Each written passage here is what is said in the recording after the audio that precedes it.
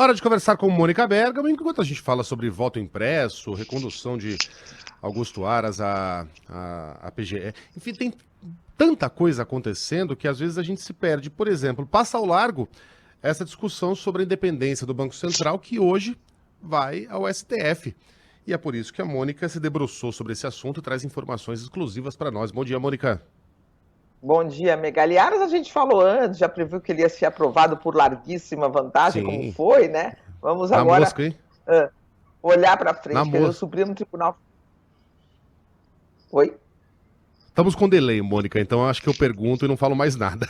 Vamos lá. Independência do Banco Central sendo debatida hoje no STF. Diga, Mônica. Sim, é isso. Quer dizer, o Supremo enfrenta hoje esse tema árido, né, mas de grande importância, que é a autonomia do Banco Central. Ela foi aprovada no Congresso Nacional, quebrando um tabu de décadas, Megali, em que o tema era sempre barrado. Eu me lembro que eu falei com o presidente Fernando Henrique Cardoso em uma das eleições muito disputadas entre PSDB e PT, em que a Marina Silva defendia a autonomia do Banco Central, Aécio Neves, e o presidente Fernando Henrique Cardoso falava, não, isso não dá certo, ele era contra, Lula nunca levou isso adiante, Dilma nunca levou isso adiante.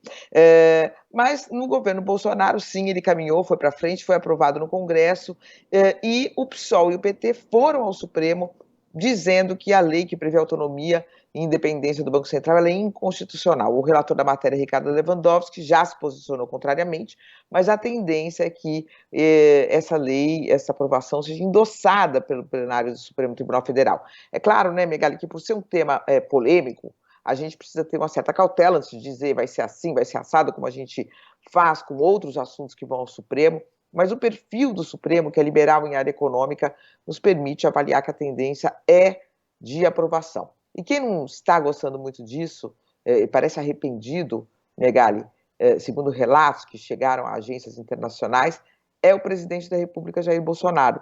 Ele apoiou firmemente a ideia, né, do posto Ipiranga dele, justamente, Paulo Guedes, mas agora ele parece ter percebido o que ela significa. Depois de tudo, ele parece ter percebido, ou seja, é uma perda de uma parcela muito importante de poder de um governante, né? O Banco Central deixa de ser vinculado ao Ministério da Economia, o presidente da República só pode indicar o presidente do Banco Central no terceiro ano do seu governo, né? A indicação passa pelo Senado, os mandatos do presidente e dos diretores do Banco Central são de 4 anos, então eles são sempre intercalados com os do presidente da República, né?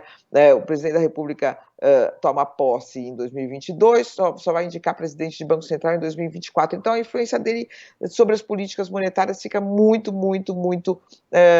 praticamente nula. Né? Os ocupantes desse cargo não podem mais ser demitidos pelo Executivo, ou seja, o presidente da República não manda mais nada ali naquele pedaço. Então, políticas que influem na taxa de juros, que dizem respeito a todos nós, que vamos fazer um financiamento, que vamos fazer uma compra, taxas de inflação, né? E que são também, além de afetarem a nossa vida cotidiana, são tão caras a um presidente candidato, então agora totalmente fora da influência deles. Os partidos que entraram com a ação alegam que não se pode pensar em um Banco Central com objetivos distintos das políticas do governo federal, porque em um país em desenvolvimento e com muitas demandas sociais, isso não seria correto, mas o fato é que a lei foi aprovada e deve prevalecer no Supremo. Agora, tem um dado curioso para a gente fechar aqui o comentário, Megali, se eu tiver mais um tempinho, que Tem sim. é um discurso que o presidente do Banco Central, Roberto Campos Neto, fez na semana passada na casa de um grande empresário aqui em São Paulo, em um jantar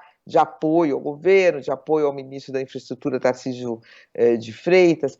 O presidente do Banco Central, Campos Neto, foi lá e não só foi a esse evento, que é um pouco político, né, como ele até discursou. E o que ele disse? Ele disse que ele tem sido aconselhado a evitar eventos assim para preservar a imagem de real autonomia do Banco Central, de que a instituição não está vinculada a propósitos políticos do governo, né? E ele mesmo disse que não seguiu esses conselhos, tanto que estava lá até discursando, porque, segundo ele, todos no governo Bolsonaro são técnicos. Ninguém é político. Portanto, ele pode se misturar a todos eles. Esse é o argumento do presidente do Banco Central, agora com todo o poder e autonomia, Megali.